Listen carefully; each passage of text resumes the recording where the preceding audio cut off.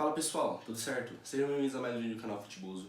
E bom galera, nesse vídeo eu vou falar mais um pouquinho sobre a janela de transferências agora do futebol paulista, dos 4 times grandes do futebol paulista, como eles chegam agora para 2022 após essa virada de ano, como eles já estão se movimentando mais ainda, aí na questão de reapresentação ali, quem tá chegando, os casos de Covid, eu vou falar tudo nesse vídeo.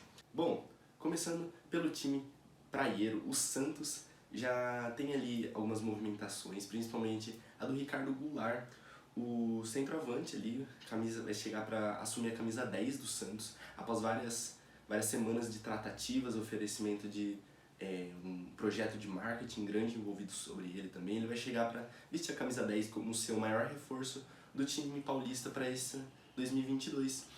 O Santos vive uma situação muito grave na questão financeira, e o presidente Andrés Rueda vem com uma filosofia muito de economia, de corte de gastos, e o Edu Dracena, que é o dirigente, vem contratando pouco, contratou apenas outros 2 jogadores, além do Ricardo Goulart, que vem chegando agora, e ele vem para ser um jogador titular, centroavante, camisa 10 do time, e é um grande reforço para o time alvinegro.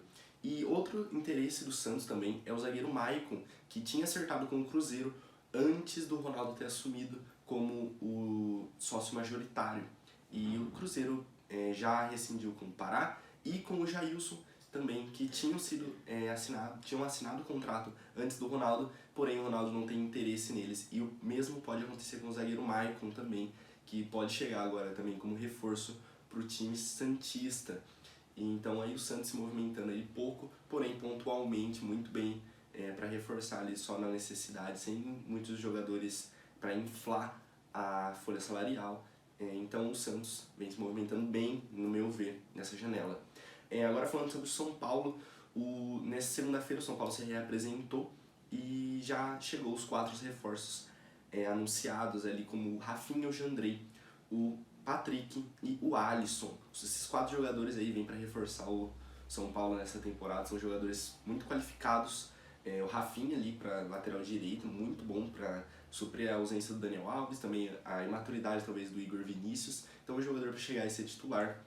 O Jandrei também para fazer uma sombra para o Thiago Volpi, que há tempos não vem sendo aquele mesmo jogador que brilhou em 2019 pelo São Paulo, foi muito bem, era um dos melhores goleiros do Brasil, porém em 2020 ele decaiu, 2021 ali foi uma péssima temporada dele.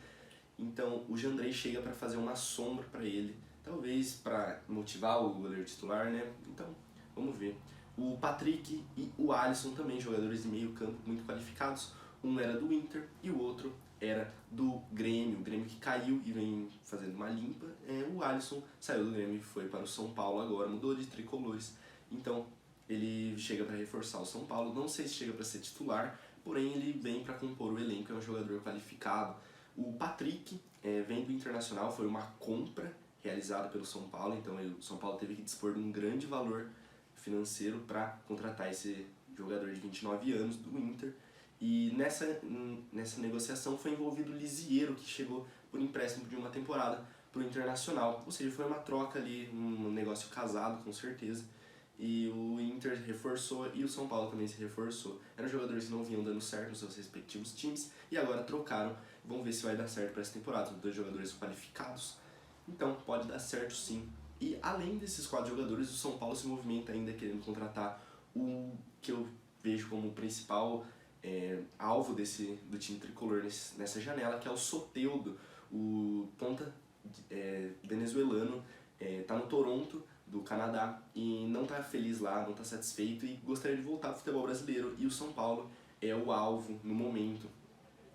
Todas as tratativas já estão feitas, o São Paulo vai pagar 2,5 milhões de dólares para o Toronto por 50% do jogador, que é o jogador não por empréstimo, que é o jogador em definitivo, e por isso vai desembolsar uma boa quantia de dinheiro.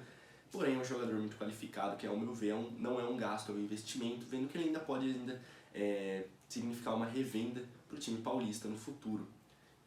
Porém, o principal entrave não é a questão do jogador querer, não é a questão do financeiro do time.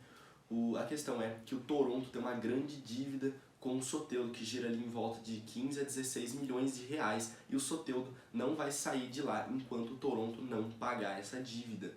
E o São Paulo não vai assumir essa dívida do Toronto quando comprar para ele. Então esse é o principal entrave da negociação por enquanto, que provavelmente vai sair nas próximas semanas ou próximos dias, inclusive.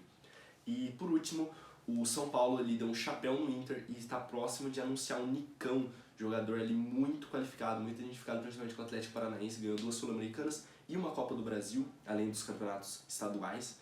Então ele chega para reforçar o time tricolor aí nessa temporada, após um chapéu que o Inter tomou nessa janela de transferências.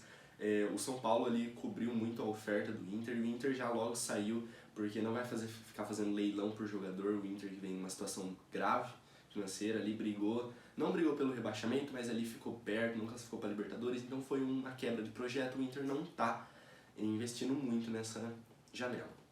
Agora falando sobre o Palmeiras, o time da Barra Funda já vê algumas saídas ali, a Leila Pereira chegou e já foi dispensando vários medalhões do time alviverde, como o Jailson, o goleiro Jailson, o William Bigode, o Felipe Melo, o Vitor Luiz também, que era um jogador que há muito tempo vinha não jogando, muitas temporadas com um contrato, então ele também saiu, e o Danilo Barbosa, meio campo, também teve a sua saída iminente aí do time alviverde.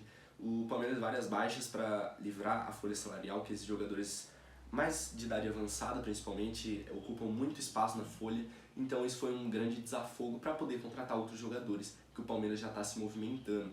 O Palmeiras já concretizou 4 contratações aí nessa janela, que foi o Atuesta, colombiano, que eu já falei no outro vídeo, já faz um tempo, o Lomba também, goleiro que era do Inter, e o Rafael Navarro, que era do Botafogo, centroavante muito jovem, bom, que foi artilheiro da Série B em 2021, e também o volante Jailson, que era do Grêmio, era do Grêmio antigamente lá em 2016, estava no exterior e agora chega para ser um ótimo reforço para o Palmeiras. 30 anos, volante muito bem, de contenção, chega muito bem na área, é um jogador muito de qualidade para o Abel Ferreira. E também algum interesse ali quase concretizado muito perto, que é o zagueiro Murilo, do Lokomotiv Moscou, que vai chegar também ali. O Palmeiras tem interesse em reforçar na zaga, tem muito interesse, é uma das funções ali mais queridas pela Leila, que a Leila está se movimentando mais nesse mercado, e já está perto de fechar com o Murilo e ainda está com interesse em outros jogadores. Mas outros 3 jogadores estrangeiros, que são o Salcedo, um mexicano que está praticamente se oferecendo para o Palmeiras, o Marcos Rojo, que é do Boca Juniors, zagueiro de seleção argentina, porém ele tem um histórico de lesão e também tem um salário muito alto no Boca, então ele é um jogador que está um pouco mais longe dos planos do Palmeiras. E também o Segovia, zagueiro do Independiente Del Valle, já declarou que foi sondado pelo Palmeiras, mas creio eu que não vai chegar. E também existem outros 2 interesses do Palmeiras, interesses antigos do Palmeiras, que é o Yuri Alberto do Inter, porém ele tem um valor muito alto, e o Tati Castellanos, que joga na MLS, é um jogador muito qualificado, que também tem um valor muito alto, e o Palmeiras provavelmente não vai investir nele. Porém, é um interesse ali, pode ser que ele tente uma negociação um pouco mais pra frente. Agora falando do Corinthians, o time alvinegro de São Paulo tem alguns casos aí de Covid. Eu não falei ainda os casos de Covid dos outros times, porém eu vou agora juntar todos nesse. O Corinthians teve 3 casos nessa representação na segunda-feira, foi o Renato Augusto, o Jô e o William, apenas 3 casos, porém são grandes nomes no elenco. E eles já estão isolados, assintomáticos, todos têm o sistema vacinal completo, então vão demorar um pouquinho aí para voltar aos treinos. O Corinthians aí tem apenas 2 semanas para treinar. O técnico Silvinho ele tem um pouco de tempo até a estreia no Paulistão, que é dia 25 contra a Ferroviária na Neoquímica Arena. Porém, o Corinthians já começa aí os trabalho de bola nessa terça-feira agora. E no Palmeiras também há 10 casos de Covid, é o time paulista com mais casos, praticamente um surto de Covid dentro da Barra Funda, porém, visto que é controlado isso. No São Paulo há apenas 4 casos, que são o goleiro Thiago Volpi, o zagueiro Miranda, o Gabriel Neves e o centroavante Pablo. 4 jogadores já estão isolados, assintomáticos, assim como no Corinthians e no Palmeiras. E também o Santos foi o único que não apresentou nenhum caso na testagem nessa reapresentação na segunda-feira.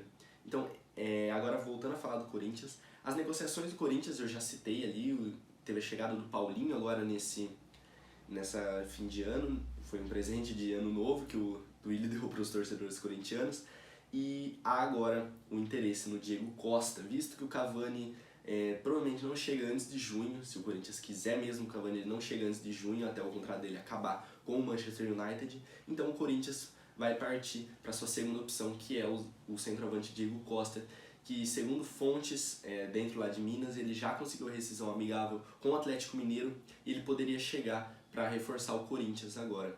Na minha visão, não é um bom reforço o Diego Costa, já que há 2 anos ele não consegue fazer um jogo completo, tem um histórico de lesões, assim como o Cavani também, porém eu vejo que o Cavani é um jogador de muito mais nível que o Diego Costa, é um jogador que é 1 ou 2 anos mais velho que o Diego Costa, porém é um jogador que nunca saiu da Europa, nunca desceu um nível de atuação, então ele seria ali um nível de marketing também envolvido em volta dele. Se eu fosse os dirigentes do Corinthians, o que eu não sou, não estou perto de ser, porém eu faria, caso o Cavani não aceitasse vir agora, em janeiro, fevereiro, no começo do ano, eu assinaria, eu veria com ele, você tem interesse mesmo, você viria mesmo para o Corinthians no final de junho, então assine um pré-contrato já com a gente, você pode assinar, você viria de graça, porém se ele já negar ou ficar enrolando muito, fazendo uma novela nesses 6 meses, terminaria a temporada já sem centroavante, porque um centroavante implicaria a saída de algum desses jogadores do quinteto que chegou, porque o Corinthians não conseguiria jogar com todos esses jogadores ao mesmo tempo, simultaneamente. Então eu vejo que jogar com um centroavante teria que ser um centroavante muito afirmado nesse time. Então eu creio que o Diego Costa não seja esse nome, porém pode ser que ele chegue mesmo, ele está se oferecendo para o Corinthians também tem muito interesse ele tem muito a cara do Corinthians, provavelmente ele pode chegar. E também o Corinthians tem um interesse no goleiro Ivan da Ponte Preta, porque o Corinthians entende que o reserva do goleiro Cássio agora o Matheus Donelli e o Carlos Melo, que são jogadores muito jovens e não têm maturidade ainda o suficiente para repor o goleiro Cássio ou até fazer uma sombra para ele. E o goleiro Ivan, que é um goleiro de seleção de base, seleção principal até, muito consistente na Ponte Preta, teve algumas lesões aí na última temporada, porém é um jogador muito afirmado, de quase 25 anos, que pode chegar para ser o reserva imediato do Cássio. E também o Corinthians ainda não concretizou a contratação do lateral esquerdo Bruno Melo, que era do Fortaleza, e chega ali para compor elenco, é um jogador que pode fazer várias funções no campo e agrada muito o técnico Silvinho, salário baixo, eu vejo ali como positivo a contratação dele até. Então galera, esse foi o vídeo, deixem nos comentários o que vocês acham aí da movimentação dos times paulistas nesse janeiro, nesse dezembro, o que vocês acham aí, me sigam nas redes sociais, se inscrevam no canal, ativem o sininho e até o próximo vídeo. Falou!